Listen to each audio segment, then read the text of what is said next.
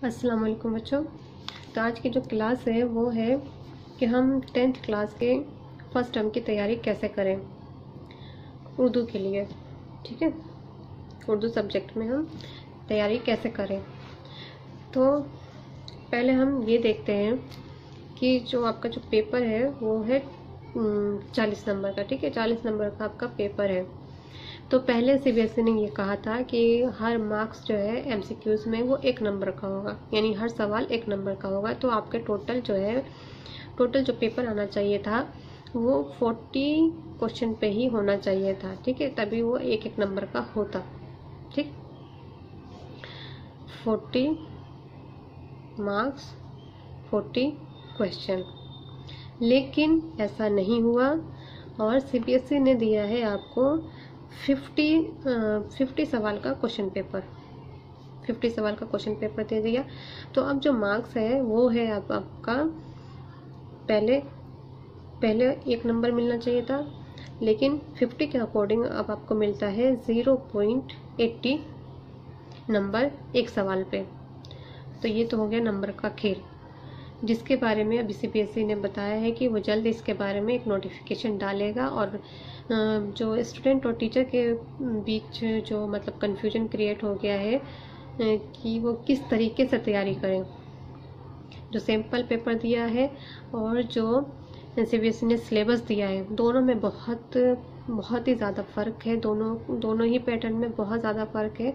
तो ये बहुत ज़्यादा कन्फ्यूजन क्रिएट हो गया है बच्चों में भी और टीचर में भी कि वो टीचर बच्चों को किस तरीके से तैयारी कराए।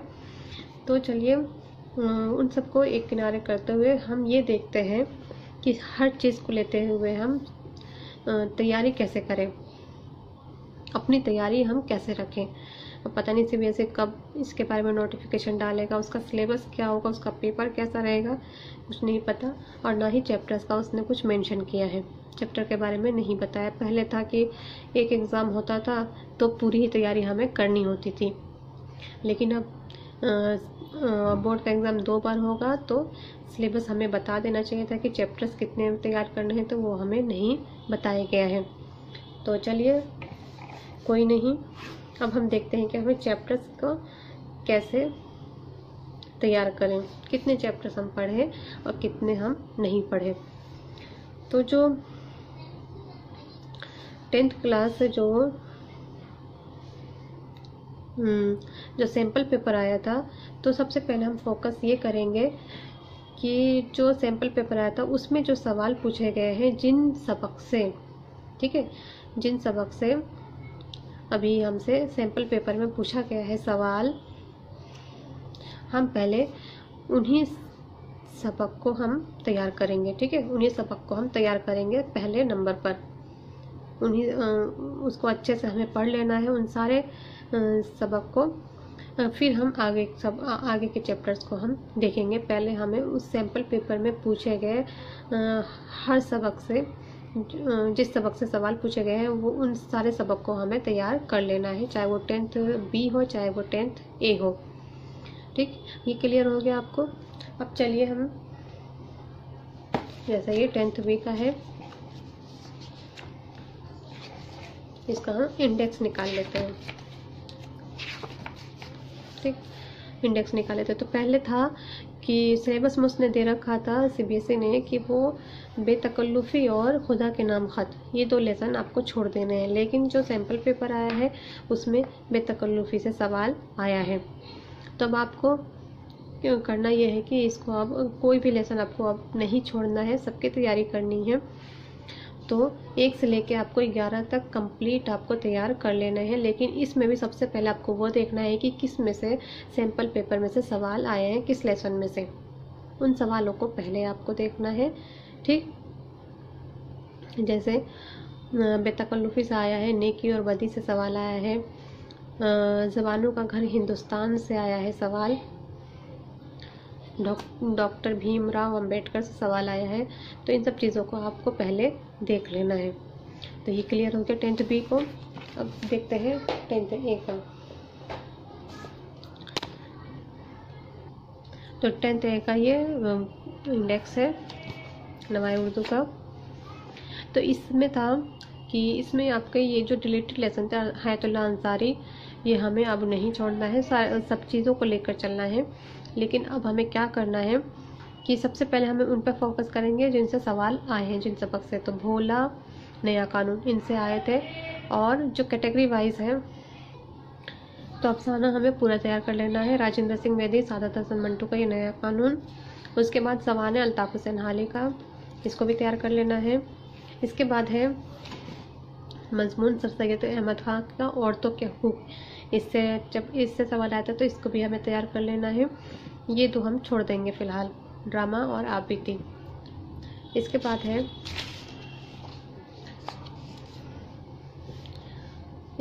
है गज़ल में ये 3 हम गज़लें ये पढ़ लेंगे, तैयार कर लेंगे क्योंकि इन तीनों में से आया है सवाल। इसके बाद नज़्म अकबर इलाहाबादी से आया है, लेकिन हम इसमें से जोश के भी हम तैयार कर लेंगे।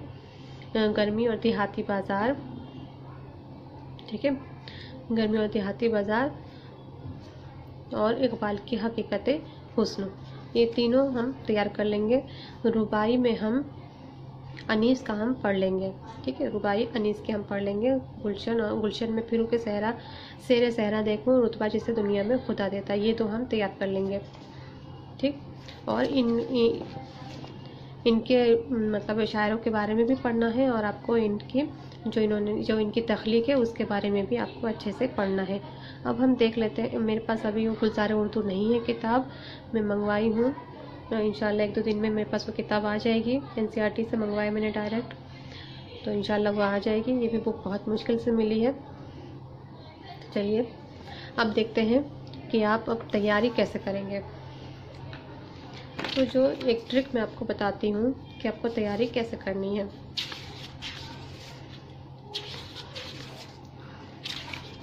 बहुत लंबे लंबे आपके लेसन है, हाँ, तो आपको तैयारी करनी है। ये जो एक मेन पार्ट होता है गौर करने की बात, जो लेसन के आखिर में होता है, अल्फाज मायने के बाद ही होता है, ठीक है, अल्फाज मायने के बाद होता है ये गौर करने की बात।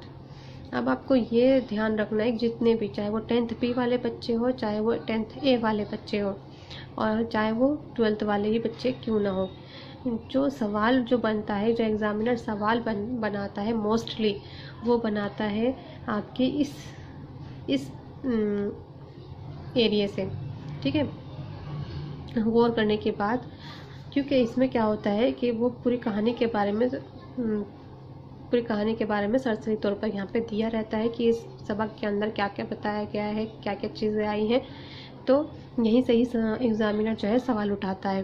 तो आपको गौर करने के बाद अच्छे से देखना है, बहुत ही अच्छे से देखना है। और जो सवाल और जवाब होते हैं, ये आपको लंबे लंबे सवाल याद नहीं करने, लेकिन जो सवाल इसमें दे दिया होता है ना, उन सवाल को आपको ज़रूर देखना है। जैसे भोला गीता शौक से क्यों सुनता था, ये आया था क्योंकि उसे कहानी पसंद थी, बस ये इसका जवाब था। दोपहर में कहानी सुनने के बावजूद भोला के चेहरे पे खुशी क्यों नहीं नज़र आ रही थी, क्योंकि उसके दादा ने बोला था कि कहानी सुनने से मुसाफिर जो है रास्ता भटक जाता है, दिन में कहानी सुनने से। तो जो ये सवाल आपको दिए रहते हैं ना, मैं ये नहीं कह रही कि आपको इस सवालों के जवाब याद करने हैं, ये जो लाइनें दे रखी है ना सवाल, इनसे वो सवाल आते हैं जो MCQs बना के आएगा इन सब सवालों पे, ठीक है, MCQs आएगा। तो इन सब चीज़ों को, ये अमली काम में भी बहुत से ऐसी चीज़ें होती हैं जिनमें से सवाल बना के दिया जा सकता है, ठीक। तो अब आपको और कैरेक्टर वगैरह आपको अच्छे से याद रखना है। जो कैरेक्टर है, कहानी का मकसद क्या था, वो मकसद आपको पता होना चाहिए। कहानी का लिखने वाला कौन था, उसके बारे में थोड़ा बहुत आपको नॉलेज होना चाहिए। उसके जन्म के बारे में, उसके मौत के बारे में, उसके जन्म और मौत की तारीख आपको पता होनी चाहिए। ये सारी चीज़ें आपको तैयार कर लेना है। और सबक आपको सिर्फ एक बार रीड करना है अच्छे से, उसको रटना नहीं है। और सवाल जवाब तो आपको बिल्कुल भी रटना नहीं है। रटने के लिए मैं नहीं कह रही हूँ, मैं सिर्फ आपको कह रही हूँ कि ये जो सवाल है उस पर आपको गौर करना है, ठीक है। और गौर करने की बात पे तो आपको गौर करना है ही। इसी तरह जैसे ये क्या है, नया कानून है ना, नया कानून का गौर करने की बात देखिए। तो ये सारी चीज़ें आपको पढ़ना है। जैसे इसमें से एक सवाल आया था कि मंगू कोचवान को अंग्रेज़ों से क्यों नफरत थी, क्यों नफरत करता था वो। तो अगर हम इसके सवाल के जवाब लिखते हैं तो वो हम 2 से 3 लाइन या 4 लाइन की होती है, लेकिन इससे सवाल बना के पूछा है उसने कि क्यों नफरत करता था। बस आपको इस क्यों का जवाब देना है, क्योंकि अंग्रेज़ों को वो पसंद नहीं करता था, अंग्रेज़ों से वो नफरत करता था। जैसे यही सवाल आया, उस्ताद मंगू कौन था और उसे दुनिया के हालात की खबरें किस तरह मिला करती थी। तो एक सवाल ऐसे बन सकता है, उस्ताद मंगू कौन था, ठीक है, तो वो एक तांगे वाला था। इसके बाद ये भी आ सकता है कि मंगू को दुनिया के हालात की खबरें किस तरह मिलती थी, तो उसकी सवारियों से उसकी सवारी से उसको खबरें मिलती थी। तो ये चीज़ें आपको पता होनी चाहिए, ठीक है।